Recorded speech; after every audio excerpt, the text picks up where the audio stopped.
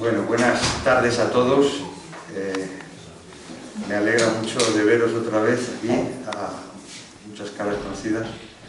Y quiero presentaros, sí, se oye, ¿no? Quiero presentaros a Francisco Javier Martínez García, que le pasa igual que a mí, que yo soy José Javier, pero todos nos llaman Javier, ¿no? Aunque algunos, como la madre, se llamará Francisco Javier. No, Javier. Ah, también. Bueno, tenía muchas ganas yo de que viniera aquí el director de La Tribuna.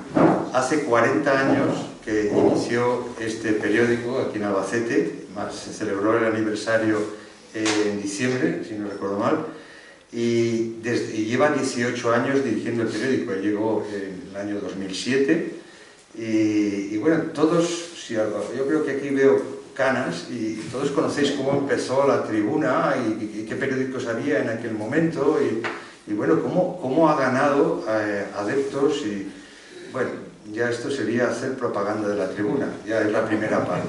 Luego, Francisco Javier García Martínez nació en una ciudad bastante conocida, Peñaranda de Bracamonte, que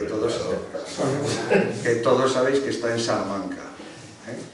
Y desde los 18 años está metido en la redacción de un periódico.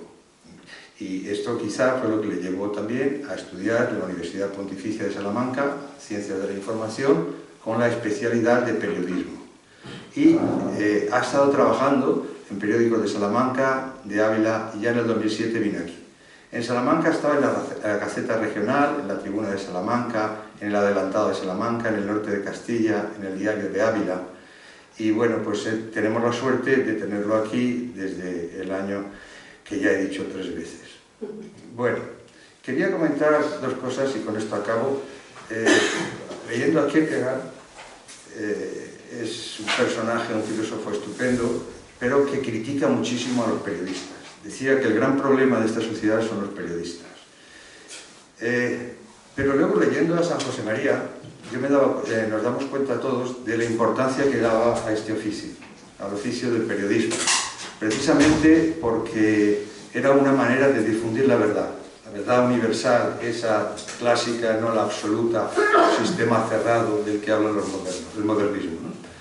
Y entonces, cuando uno en estos momentos en España pues está viendo que unos periodistas dicen una cosa, otros periodistas dicen otra, y se habla de crear información en vez de dar información, todas estas cosas y la ley esta mordaza que también se estaba hablando, todas estas cosas me sugirieron la posibilidad, independientemente de todo lo anterior que he dicho, de invitar a Javier. Y ya te dejo muchas gracias por haber venido y espero volverte a ver por aquí también en otra conferencia.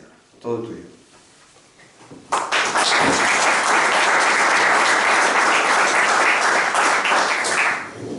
Bueno, muchas gracias Javier por contar conmigo para este ciclo de conferencias y muchas gracias a todos ustedes por asistir.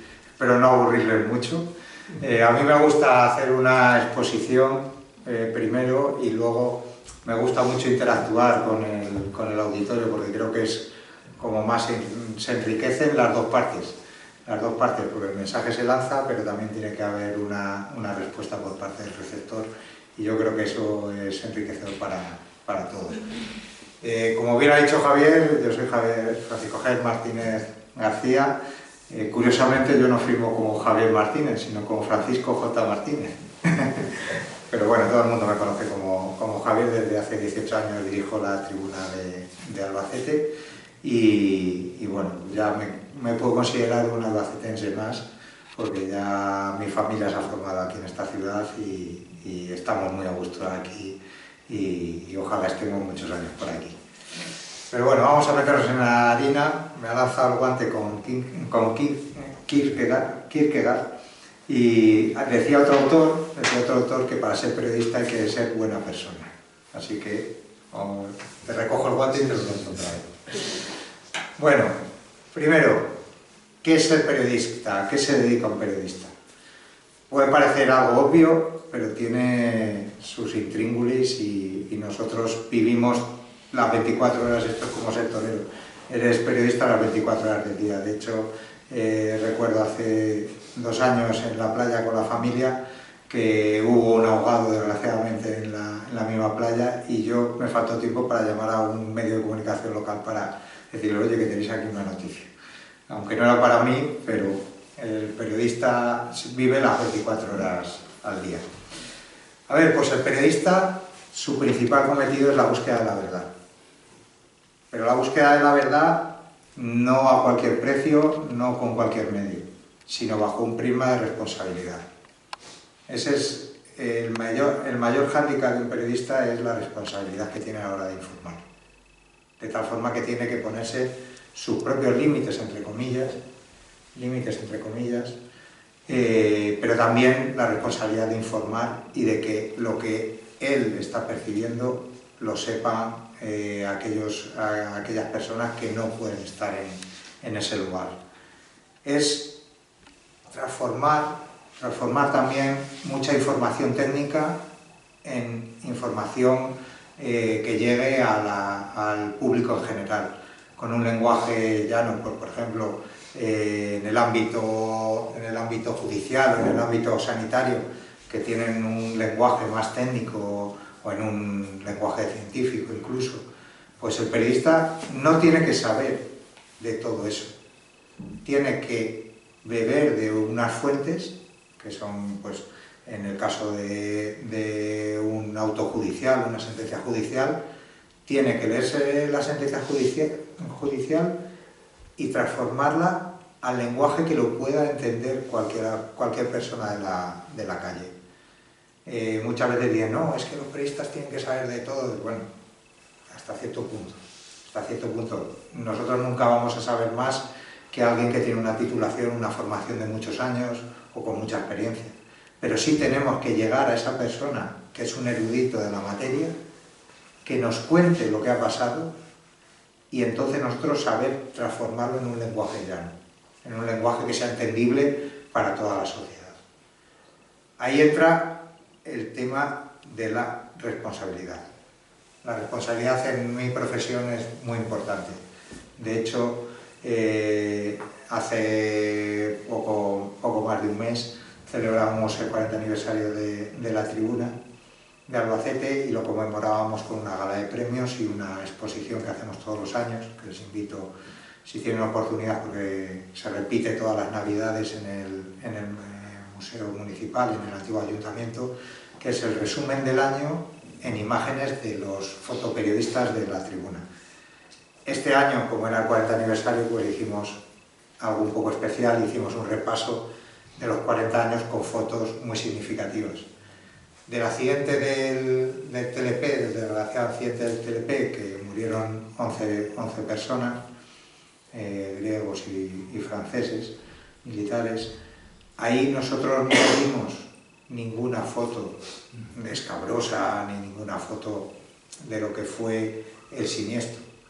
La foto que elegimos para resumir aquella fue una foto de las pistas de la base aérea con un avión de carga abierto por detrás y al fondo, desenfocado, estaban entrando los ataúdes de los militares franceses fallecidos y en primer plano, de espaldas, había un oficial francés con una rosa en la mano.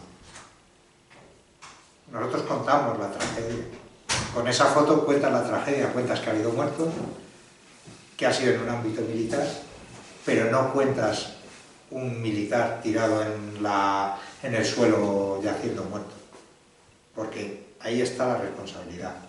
Por ejemplo, yo tengo una máxima a los fotógrafos y a los periodistas de deportes, que es a los ultras sacarlos lo menos posible y nunca en una actitud beligerante, nunca en una actitud violenta, porque tiene la responsabilidad de no fomentar esas conductas, sino fomentar otros valores del deporte, pero no el radicalismo. Entonces, cada periodista tenemos nuestra responsabilidad, tenemos nuestros límites, nos ponemos nuestros propios límites. En la búsqueda de la verdad tenemos dos formas de que un periodista llegue a conocer la verdad. o aproximarse lo más posible a la verdad, porque hay veces que no llegas a la verdad, te aproximas y das una versión veraz de lo que ha ocurrido. Por ejemplo, lo más obvio es, pues hay un partido de fútbol, el periodista asiste al partido de fútbol y él ve y él interpreta la realidad que está viendo. Eso es lo más fácil. ¿Qué pasa? Que no siempre un periodista puede estar en donde suceden las cosas. Por ejemplo, antiguamente un atentado de ETA es una cosa imprevisible y nunca o muy pocas veces un periodista estuvo delante de los terroristas cuando cometían ese atroz crimen contra la humanidad, no contra la persona, sino contra la humanidad. Entonces, cuando pasa eso, que no está el periodista, ¿qué tiene que ir? A recabar fuentes, testigos, documentos, todo lo que pueda. De esa forma se acercará lo máximo a la verdad, lo máximo a la verdad. En un conflicto, por ejemplo en un juicio, si solo el periodista cuenta la parte de la fiscalía y no cuenta la parte de la acusación particular o la parte de la defensa, la información le falta algo, porque solo tiene una versión, entonces no se acerca a la verdad. Y muchas veces el periodista lo único que puede hacer es presentar las diferentes versiones de un hecho concreto. Y el lector, el oyente, el telespectador, es el que tiene que sacar la conclusión. El periodista, oye, pues mira, la parte A dice A esto, la parte B dice esto y la parte C dice esto. Entonces, planteárselo al receptor y que ese receptor saque conclusiones de lo que ha pasado, El periodista vale lo que vale su credibilidad. Un periodista que no es creíble no tiene mucho recorrido. Es la credibilidad la que le avala y eso se consigue a través de mucho esfuerzo y mucho tiempo, pero se pierde en un minuto. En un resbalón has perdido la credibilidad y eso es muy importante. Muy importante, y ahí volvemos a lo anterior de lo que es la responsabilidad de un periodista. Si yo prefiero no ser el primero en dar una noticia si tengo mis dudas de lo que ha pasado. Prefiero contrastar esa noticia con otras versiones y plantear un relato desde diferentes prismas. Ahí hay una película que yo les recomiendo. ¿Nos podemos tutear? Sí. Estamos más cómodos todos. Pues os recomiendo una película, que es una película clásica, que es El Gran Carnaval, de Billy Wilder, que el protagonista es Kirk Douglas.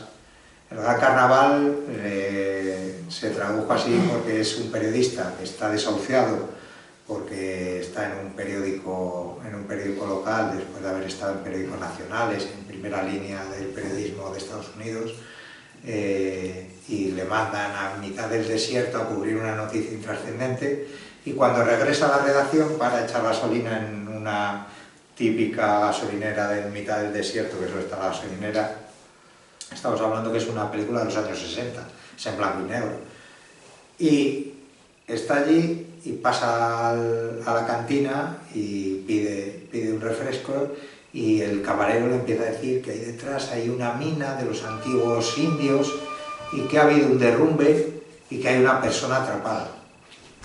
Y él se le enciende la bombilla y dice: esta es mi historia para volver otra vez a estar en primera línea. Y ahí monta el Gran Carnaval. De hecho, no se le antepone nada. No se le antepone nada para que él tenga su noticia y montar el Gran Carnaval. Empiezan a llegar las grandes cadenas, empieza a haber un revuelo enorme en mitad del desierto que no tenía por qué, y el propio periodista tergiversa la realidad para él beneficiarse. Entonces, ¿qué pasa? Que eso es ser un mal periodista. mal periodista. Antiguamente, otra anécdota, jugaba un equipo en Castellón, se jugaba el ascenso, y el ascenso de categoría, y antiguamente, pues claro, no había televisión ni nada, y iba narrando por la radio el partido y tenían que ganar 2-0. Y narra, tal, marca un gol el equipo, tal, vamos 1-0, estamos a punto del ascenso, un gol más y estamos en el ascenso y tal. Pasa todo el partido así, él narrándolo, y en el minuto 89 del partido dice: señores, no vamos 1-0, vamos 0-4, esto está imposible, y lo único que él tenía que mantener la tensión y que los oyentes estuvieran con él. Pero eso es el antiperiodismo, es intentar cambiar la realidad para tener un beneficio particular, un beneficio profesional. Había una viñeta de Fede Ratas, ahora está creo que en el mundo en ABC, pero yo le conocí en Castilla y León en una época de Salamanca y de Ávila. En ABC está, ¿no? Pues es muy bueno, y hizo entonces estaba creo que en el mundo de Valladolid. Hizo una viñeta muy buena que yo la conservo, y cuando vine a Albacete la puse en la redacción, por toda la redacción, y era que iban el reportero y el fotógrafo en un coche y se les aparecía Dios. Y entonces el fotógrafo se tiraba del coche, empezaba a hacer fotos, y el redactor decía: date prisa, que no llegamos a la rueda de prensa. O sea, que tenemos que tener muy claro eso, la importancia que tiene lo que ocurre a nuestro alrededor. Antes comentaba con Javier y con el director de este centro, y comentaba...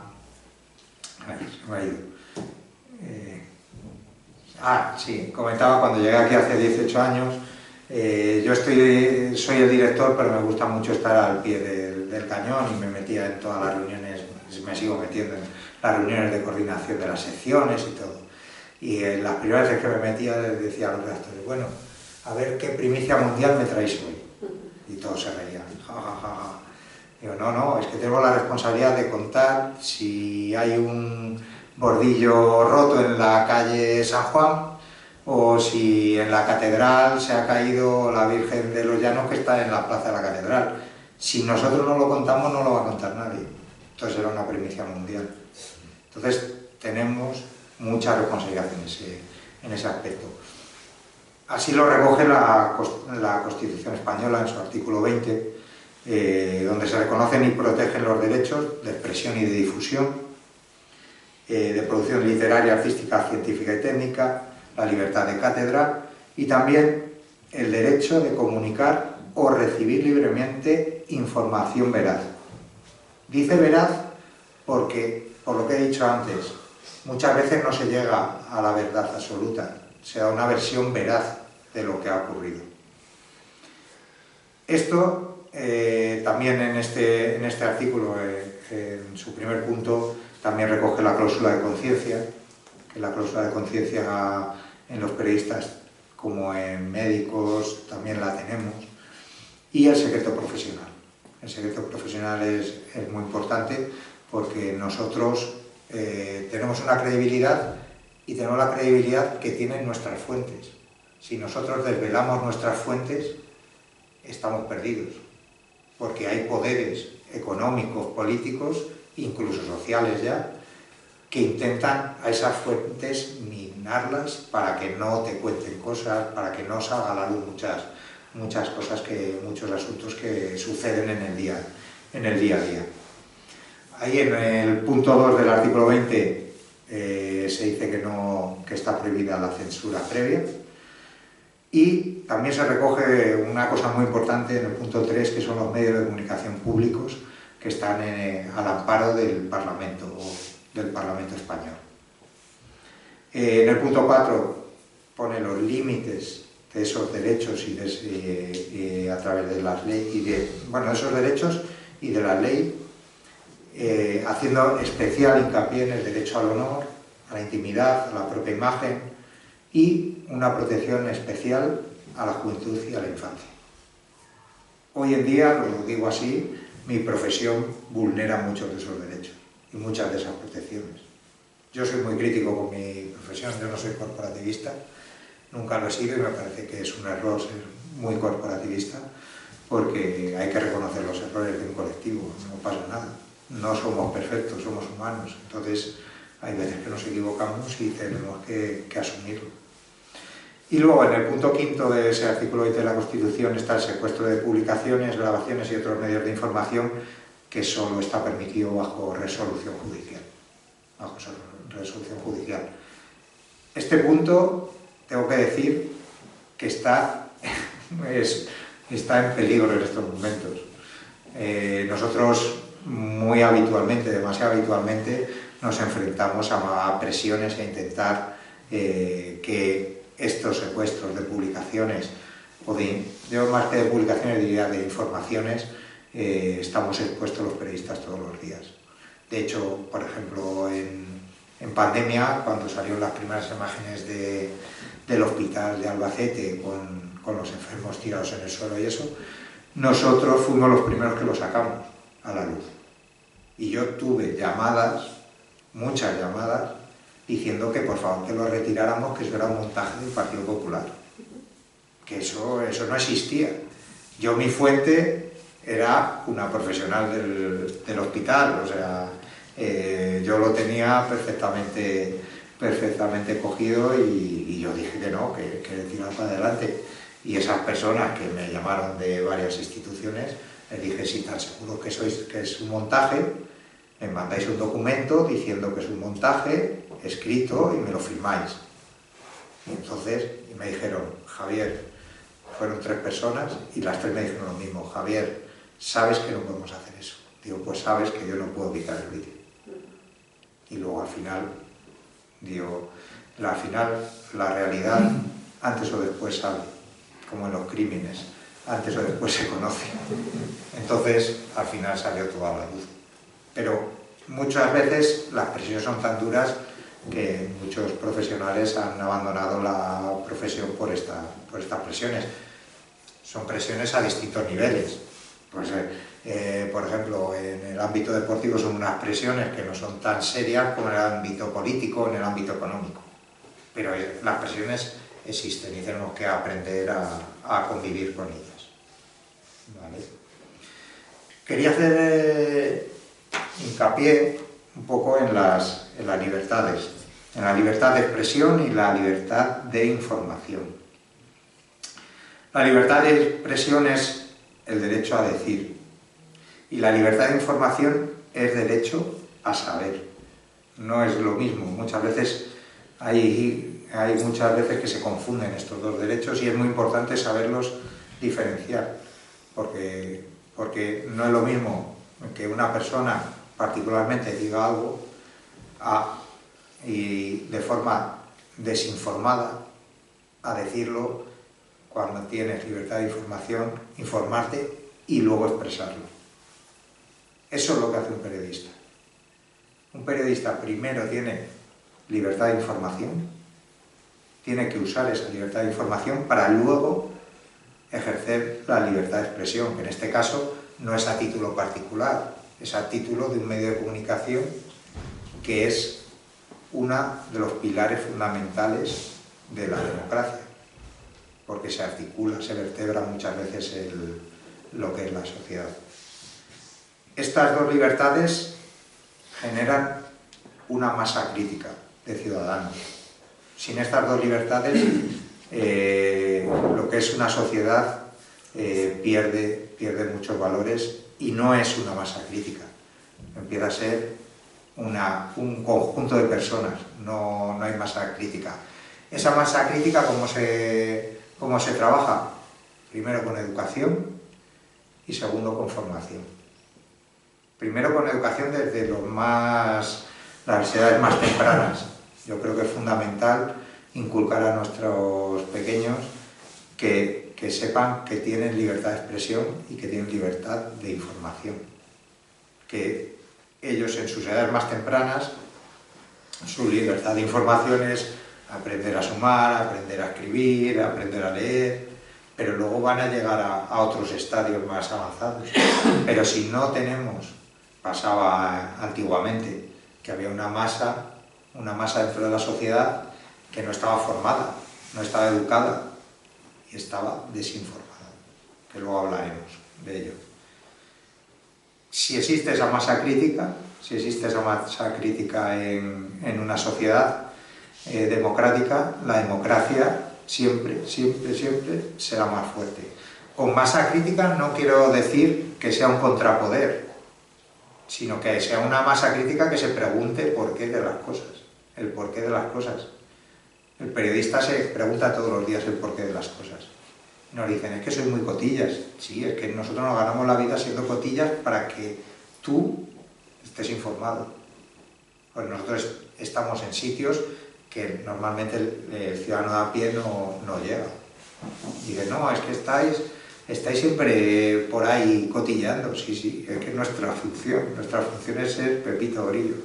Uno de mis primeros directores, con el que aprendí muchísimo, Enrique Arias Vega, que le tengo ahora de columnista en la Tribuna los sábados, me decía, Javier, tú cuando llegues a un acto, ponte en la fila de atrás, que no se te vea, que pases desapercibido.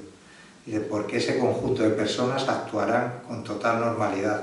Si te haces visible, muchas veces lo hemos oído, cuidado que está aquí la prensa, a ver qué vamos a hacer, qué vamos a decir. En cambio, si estás en un rincón allí en la última fila, pues muchas veces pasas desapercibido y ves muchas reacciones que de otra forma no verías. Por eso, de los periodistas estrella, yo suelo huir. Prefiero pasar, soy más de la corriente de pasar desapercibido, porque es cuando más genuina va a ser la realidad. ¿Vale? Y al ser con esa masa crítica la democracia más fuerte, siempre va a haber una protección mayor de libertades individuales y conjuntas, siempre. Pero bueno, un poco, dicho esto que es un poco más teórico, vamos un poco con lo que es los retos, el periodista ante los retos del siglo XXI. Vamos a meternos más en harina. Quería hacer estas consideraciones para que sepamos un poco, para centrar un poco dónde nos encontramos los periodistas y el amparo que tenemos con la Constitución y todo.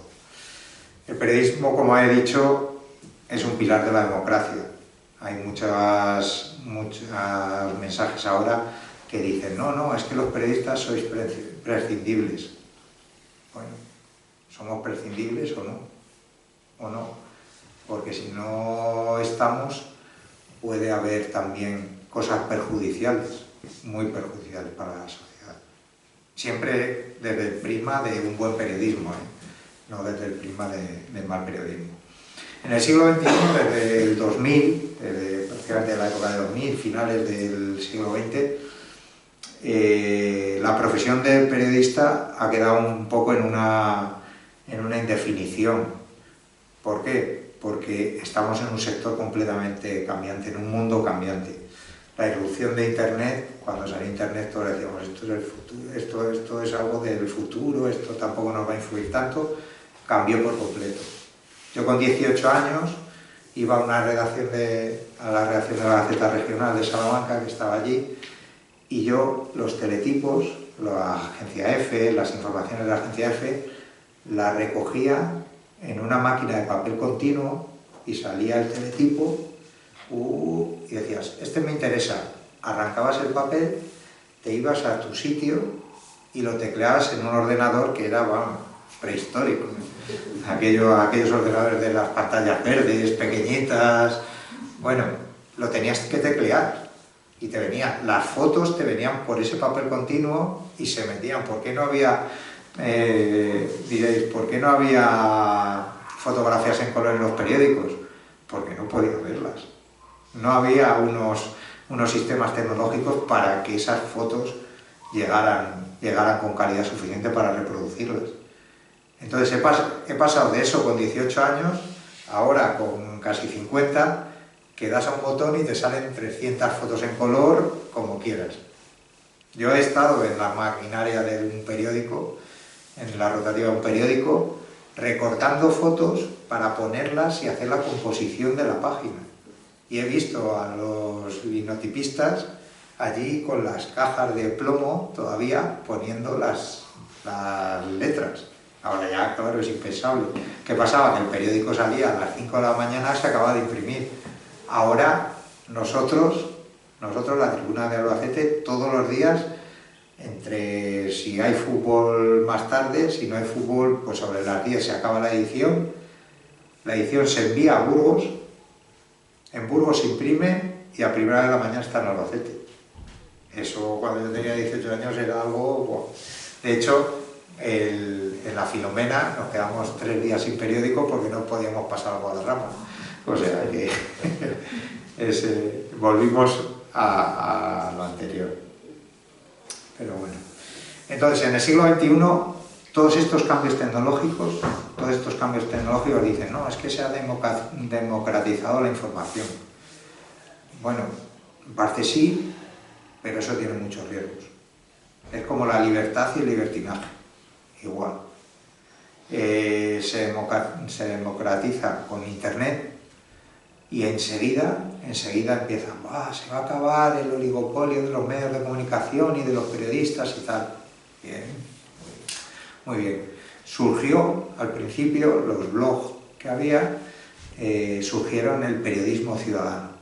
Aquí no va a haber cortapisas, aquí no va a haber nada, esto es la libertad de información total. Duraron 2 telediarios. ¿Por qué? Porque eran gente que no estaba formada en comunicar, que empezaron a difundir mensajes sin tener una responsabilidad, sin tener una deontología y sin tener unos límites profesionales. Entonces, ¿qué pasó? Que empezaron a llover las querellas por el derecho al honor, a la intimidad, y todo. Por eso quería un poco hacer la introducción. Empezaron a caer querellas y aquello se difuminó, vamos, se quedó como una azucarilla en un café, igual. Que claro, nosotros va a ser el fin de la profesión, pero claro, parece muy fácil comunicar. Hay muchas veces, pues con los médicos sobre todo, que dicen, es que tú has dicho esto tal y tú no... Me acuerdo hace ya muchos años que hubo una circular interna del hospital que ya no recuerdo ni lo que era, pero bueno, era la circular interna del hospital que se daban una serie de pautas de comportamiento porque había un pico de alguna enfermedad o algo, y entonces a nosotros nos llegó al periódico y llegamos y lo publicamos porque era interesante y era algo que afectaba al resto de la sociedad, pero ellos lo querían tener pues en secreto, porque no se enterara nadie, porque era una cosa un poco delicada.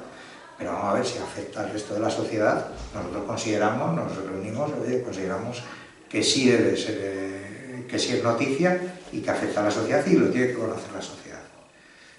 Y hablando con el director de entonces del hospital, me decía, Javier, es que tú para comunicar, es que tal, me daba él la clase de comunicación a mí.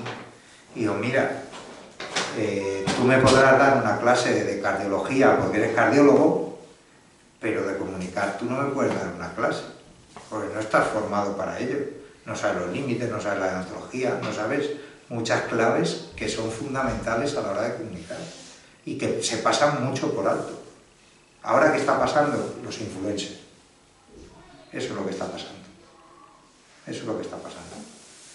Entonces, ¿qué pasa? Con estos avances tecnológicos, antes había un emisor, por ejemplo, el pleno del ayuntamiento, se emitían una serie de mensajes.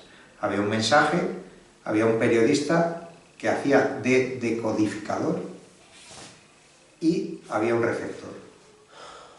Ahora ese esquema, que es el esquema clásico de lo que es la comunicación, se ha perdido. Y ahora hay emisor de receptor.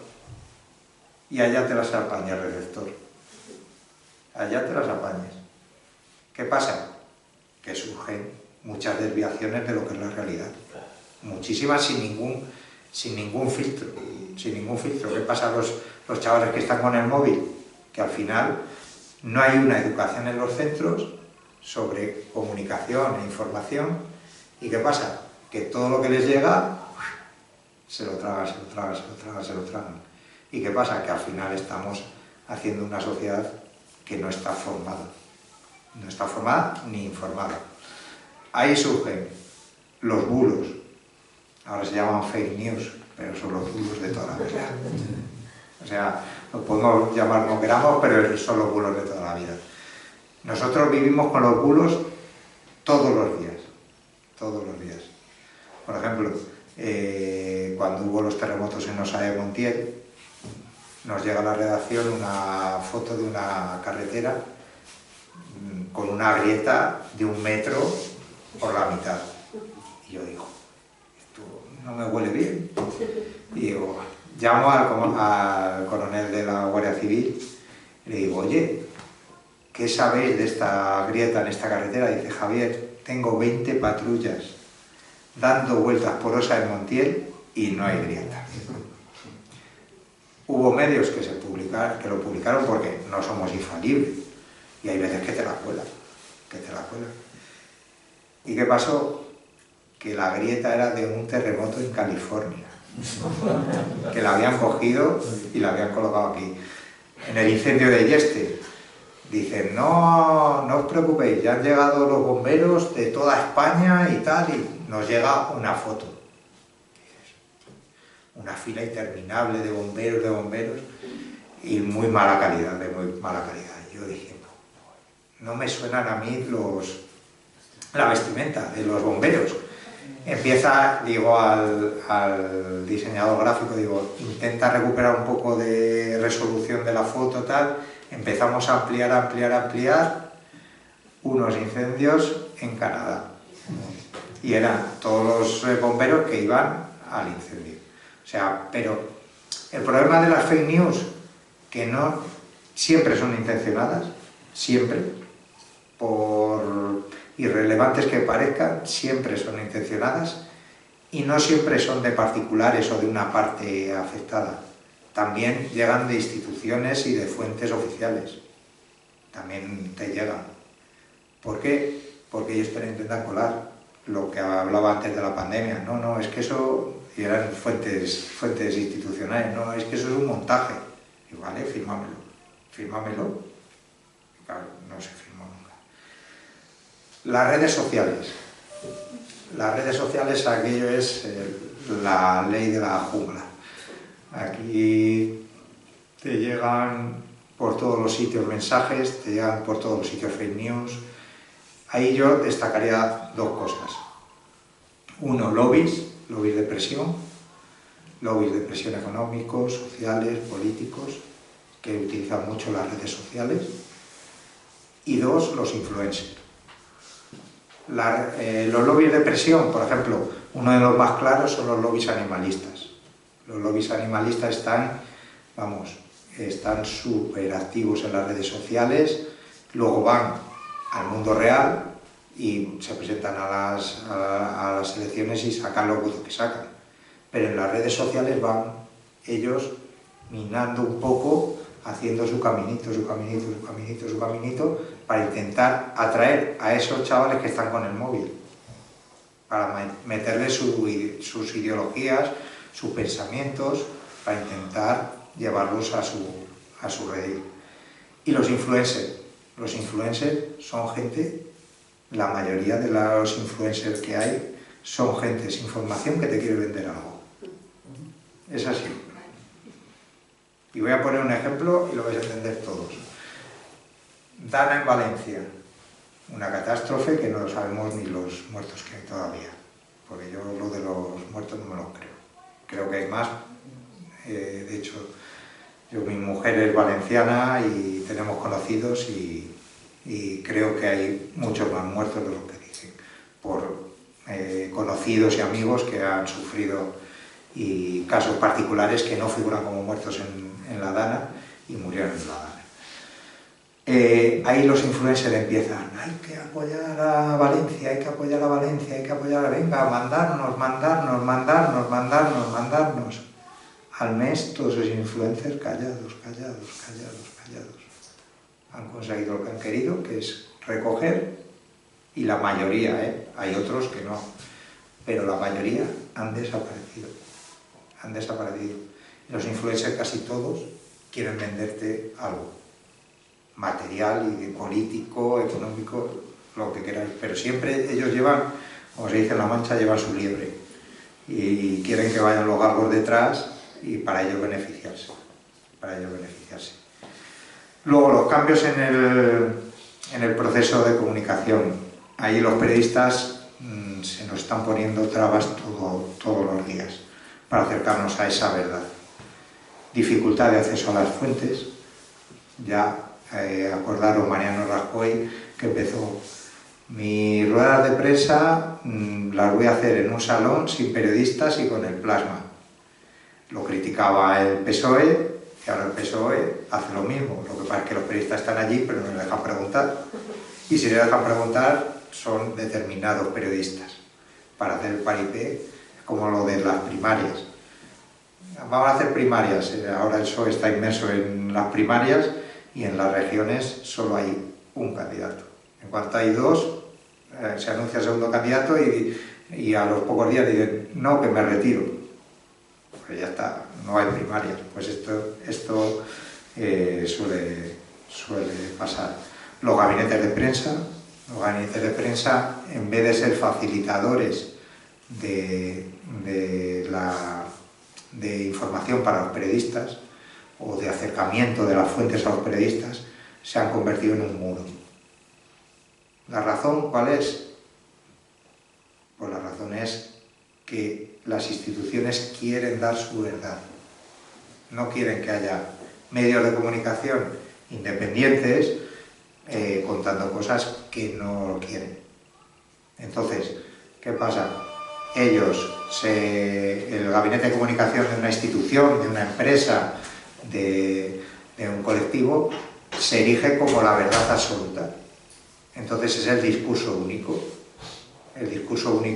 Entonces, en el momento que te sales del discurso único, es que eres malo, es que vienes contra mí, es que no, a ver, yo quiero contar lo que está pasando.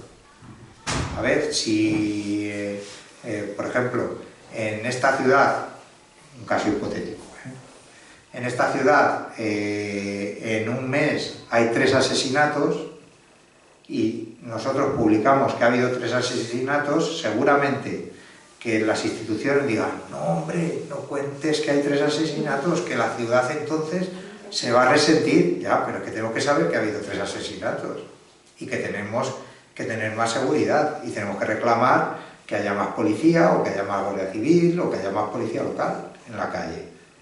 Pero no lo callamos. No, es que tenemos un evento y a ver si nos va a perjudicar. Ya, pero es que la realidad es la que es. ¿Qué hacemos? ¿Nos la acomodamos a lo que nosotros queremos?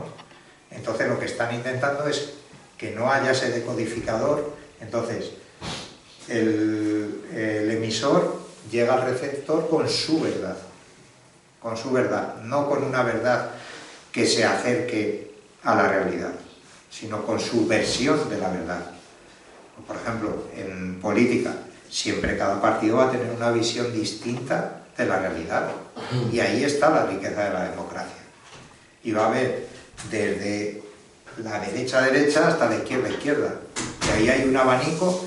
¿Están bajo el amparo de la Constitución? Sí. Pues entonces no tiene que haber ningún problema. Y uno lo verá blanco y otro lo verá negro, y otro lo verá gris. Pues planteemos todo. Entonces, y luego la censura, que es los ataques que os he comentado antes, de presiones, que estamos expuestos todos los días. ¿Qué pasa? Ahí en el periodismo también se está implantando mucho el agitpro, agitación y propaganda, que se creó en la antigua Unión Soviética, que parece que es algo del otro mundo y parece que es algo solo de extrema izquierda, pero está en todas las ideologías. Y ahora ves un debate de televisión, por ejemplo, y en el debate de televisión gana el que más gritos da. No el que convence al contrario, sino el que más gritos da. Acordaros aquí en los primeros años de la democracia, que había tertulias, debates, y se debatía con educación. ¿Por qué? Porque también la sociedad estaba mal formada, estaba mucho mal formada. Y ahora se está implantando el AGIPRO, pero a todos los niveles. A todos los niveles. El que más voces da, se lleva gato al agua. Es así. Ahí, en los archivos de Televisión Española, que ahora con las nuevas plataformas se pueden ver, os invitaría a que vierais el informe semanal después del 23F. Ahí estaba Pepper Valls, que es un periodista de aquí, con el micrófono, iban saliendo los políticos y habían estado día y medio que no sabían si iban a salir del Congreso, prácticamente muertos. Y salían todos y todos les metía el alcachofa y todos hablaban con una serenidad y un saber estar tremendo, ni un papel. Y todos decían cosas interesantes. ¿Qué pasa? El que no era médico era arquitecto, el que no era arquitecto era ingeniero, el que no abogado, y todos tenían retorno a la vida civil, como digo yo. Ahora muchos políticos, por no decir más, esa mayoría, no tienen retorno a la vida civil. ¿Por qué? Porque se han criado en el sistema, han ido subiendo en el sistema. Cuando dices, yo tengo una pregunta trampa, cuando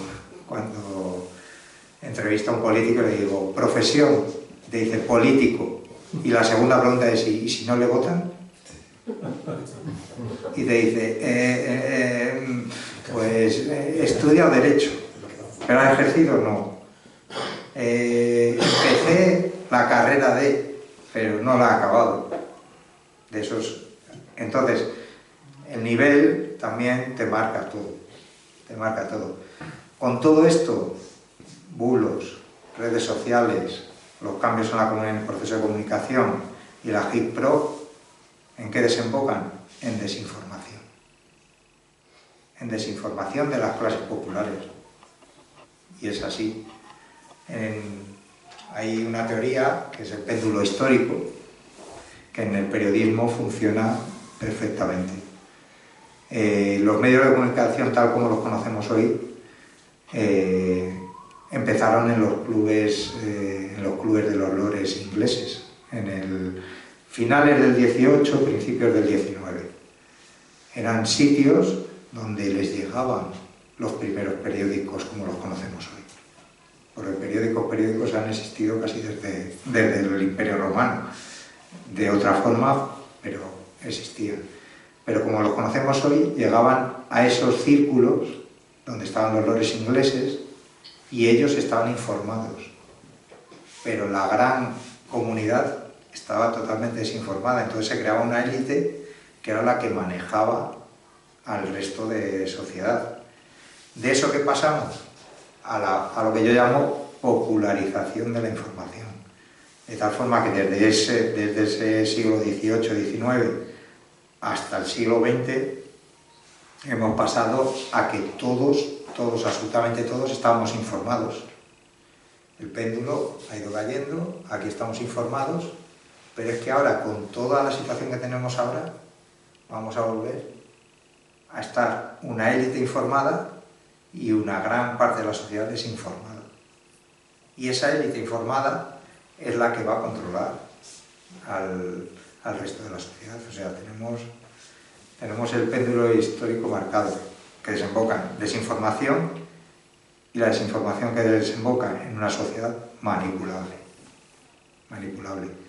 Y ahí entra el papel del periodista, del buen periodismo, para intentar que la sociedad esté informada.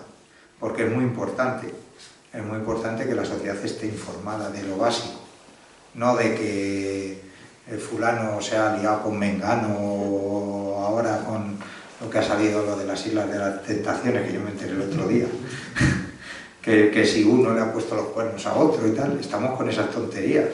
En cambio, se está jugando ahora mismo hoy, se ha empezado a jugar el nuevo orden mundial. Y eso, las nuevas generaciones no están en eso, están en lo de las Islas de las Tentaciones, no en el nuevo orden mundial que se nos avecina y que nosotros vamos a estar en una posición muy comprometida. Europa como tal, no solo España. Entonces, con esta situación dicen, el periodismo está en crisis. No. El periodismo es un reflejo de la sociedad. Lo que está en crisis es la sociedad, no el periodismo. Si no vendiera el Agitpro, no habría debates que se van de madre y a ver quién grita más. Soluciones posibles, ya con esto acabo. Primero, lo que he dicho, educación es fundamental. Es fundamental la educación tanto en los centros escolares para que ese acceso a la información, a esa libertad de información, de saber, sea una habilidad de nuestros niños, de nuestros adolescentes. Porque eso es lo que les va a servir para separar el grano de la paja. Ahora te llevan a las redes sociales y ahí nos pasa a nuestros mayores que no saben diferenciar. Mi padre me manda, oye, ¿te has enterado de esto? Tal, lo abro y digo, papá, que esto es mentira, que mira, es mentira por esto y por esto. ¿Por qué? Porque no estamos formados. Y tendría que ser una asignatura fundamental de la educación ahora mismo. Pero también en la familia. También en la familia un poco los usos. Segundo, los medios de comunicación públicos. Los medios de comunicación públicos no pueden estar al albur del gobierno de turno, ya sea el gobierno central, las autonomías, no. Tienen que estar al margen, tienen que ir un poco por el sistema anglosajón de la BBC, que están fuera del debate político. Ahora todos, yo por la mañana estoy en casa desayunando y hago mucho zapping, y están por la mayoría en informativos, y de una cadena a otra, pero los medios, la televisión española no tiene nada que ver con lo que está pasando. Y en televisión española, por ejemplo, esta mañana, no sé qué salía, el supuesto caso de fraude de criptomonedas de Milei, y en todos los medios lo tratan porque es una noticia importante, sobre todo para el continente americano. Con la irrupción de Milei, pues es importante. Y sacan algunas reacciones. En televisión española la reacción que sacó es el vicepresidente de Venezuela. Sí, pues puede ser una, pero no la única. No la única, porque no puede ser la única. En los otros te cogían de varios países reacciones y en televisión española solo la de Venezuela. No, este ha robado, no sé qué, es el ogro y tal. Y dices, vamos a ver, los medios de comunicación públicos no pueden estar en eso. Los privados tienen que velar por mantenerse de alguna forma independientes. A ver, a nosotros cuando entramos en la facultad de periodismo nos dicen, los periodistas sois independientes, sois todos independientes, tal, sois objetivos. Yo difiero totalmente.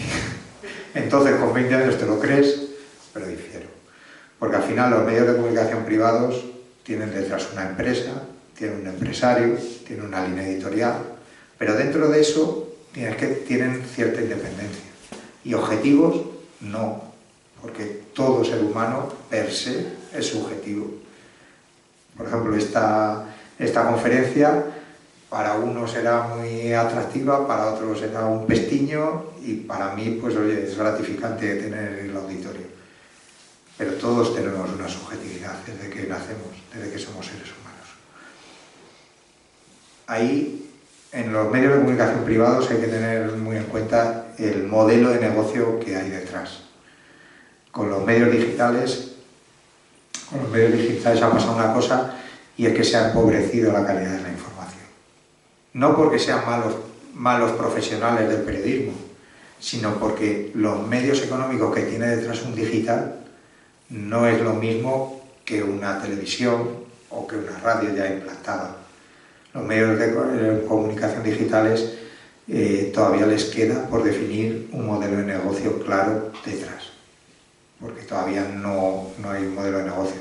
Yo ahí hago una comparativa, a mí me gusta mucho hacer comparativas con las películas de la conquista del oeste. Llegó y dicen, salen los medios digitales como los conocemos hoy. Y vamos todos en estampida. Imaginaros la línea esta de carretas y caballos que pegan el pistoletazo y salen corriendo, que tienen que llegar a un vado de un río, tienen que pasarlo y detrás está la tierra prometida. Y entonces pasan el vado y de repente se encuentran un desierto.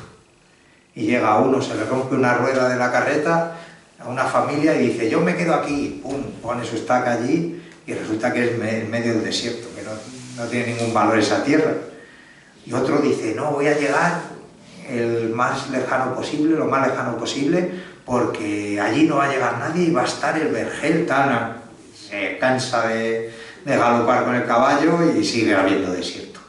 Pues eso es lo que nos ha pasado a nosotros desde el año 2000, al sector del periodismo. Los medios de comunicación emprendieron la carrera hacia el dorado, hacia ese vergel, y han pasado el vado del río y todavía el vergel no se ve. Entonces, ¿qué pasa? Que son medios de comunicación con poca plantilla y poco poder de maniobra, porque lo más caro de un medio de comunicación no es imprimir, no es distribuir el periódico, en el caso de La Tribuna, no. Lo más caro de un medio de comunicación es hacer información, de que un periodista pueda estar una semana detrás de una noticia y no tenga la premura de no, es que hoy tienes que ir a 3 ruedas de prensa. No, mira, pero es que estoy investigando esto. Ya, pero es que tienes que ir a las 3 ruedas de prensa porque tenemos que sacar hoy algo y eso, bueno, ya lo sacarás y al final lo que es verdaderamente importante se queda un poco en un segundo plano. Entonces, lo más, hemos visto periódicos como El Mundo, El País, con 400 periodistas. Y había a lo mejor periodistas que publicaban 5 veces al mes. Pero claro, lo que publicaban era una delicia de leerlo, pero también de lo que te contaban. Los grandes casos periodísticos de investigaciones, porque detrás hay una infraestructura y hay un poder económico que te permite dedicarle tiempo a elaborar esas informaciones. Ahora todo lo que está saliendo de Koldo, del caso Koldo, del fiscal general, todo eso, hay personas que están rastreando y hoy no sale nada, mañana tampoco, y al tercer día, oye, que he encontrado esto. Esto es lo que no va para adelante. ¿Pero qué pasa? Tienes que tener tus fuentes. ¿Tus fuentes cómo se hacen? Pues tomando un café con ellas, pues mira, pues me voy a ver cómo pajean por los juzgados, voy a ver tal, y un día puede salir la noticia y otro día no, y otro día te salen 5 noticias, pero tienes que tener ese tiempo y que tu medio de comunicación te permita dedicarle ese tiempo a todo eso.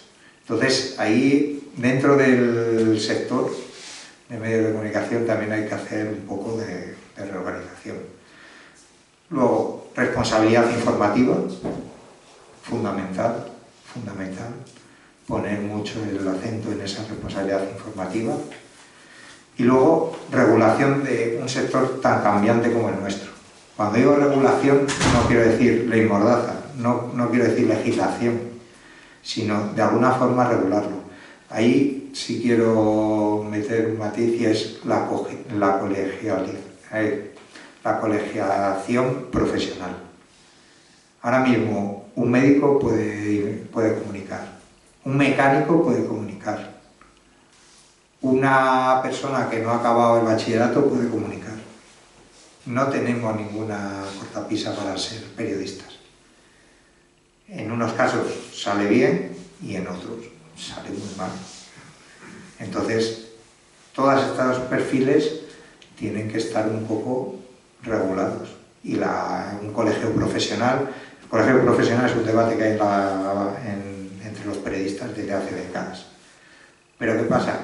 que a los poderes no les interesa que haya una legislación como tal, no les interesa. Entonces, claro, es como si yo digo, que hoy me apetece ser neurocirujano, venga, ponerme uno que le voy a operar. Pues esto es igual. Oye, que mira, que es que me apetece hoy ser periodista. Cojo y me pongo a escribir y a difundir cosas. Tiene que ser algo más serio. Así que nada. Espero no haberos aburrido. Y bueno, muchas gracias por la atención. Y yo sí quería, si hay preguntas, a mí me gusta mucho el diálogo. ¿Vale? Muchas gracias.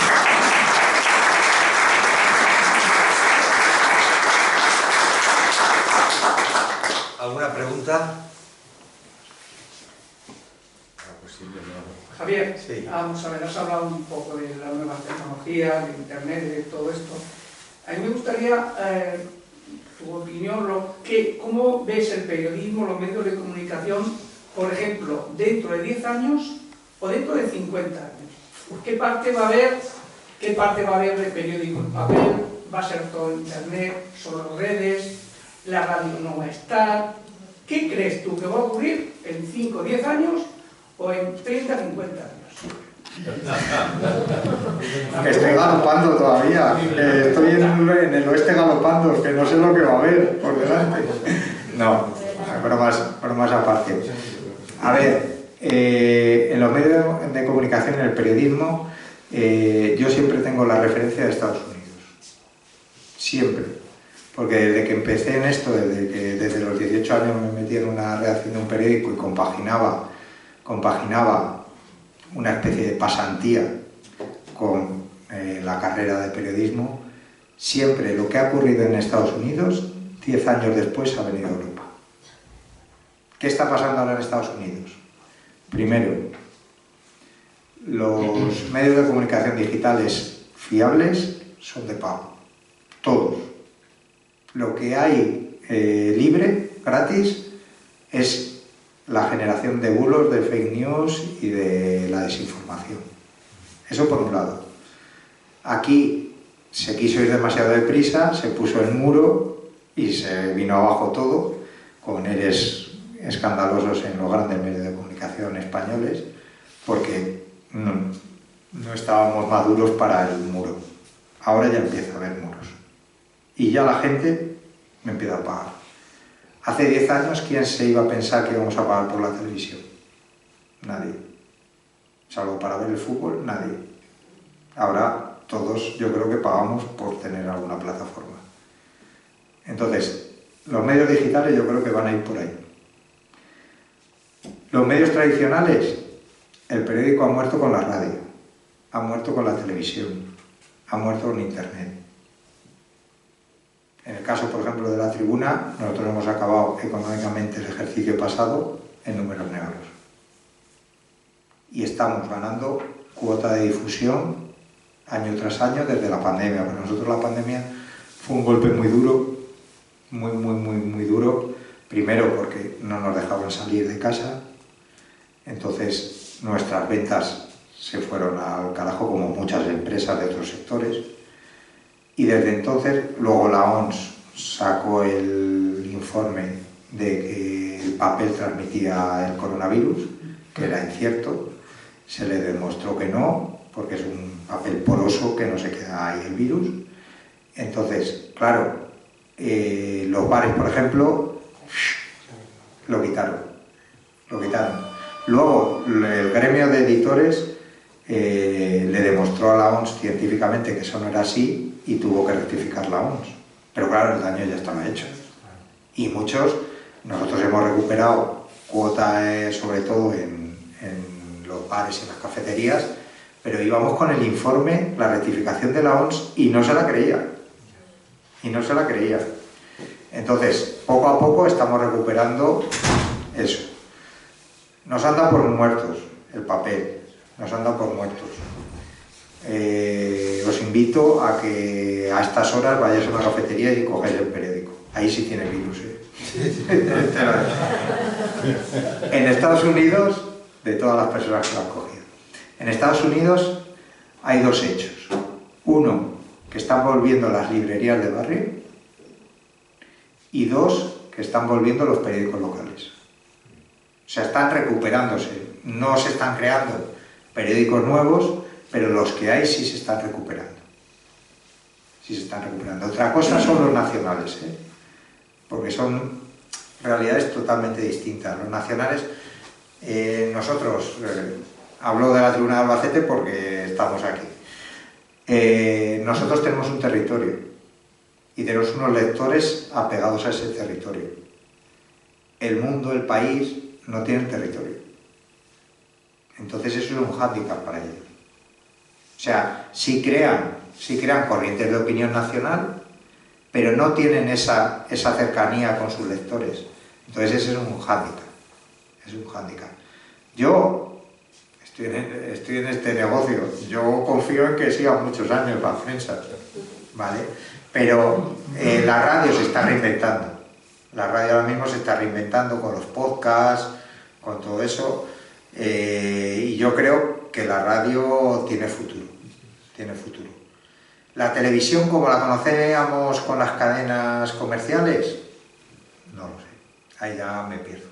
Ahí ya me pierdo. La televisión es algo muy complejo, demasiado complejo, ¿vale? Para poderte dar un vaticinio sobre las televisiones. Cada vez se está consumiendo más las plataformas, pero todavía hay mucha gente que se pone el telediario.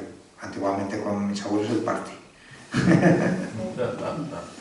Bueno, muchas gracias. Yo creo que ya es hora de otro día que te invitemos y tú aceptes más preguntas. Muchísimas gracias a ti y a vosotros.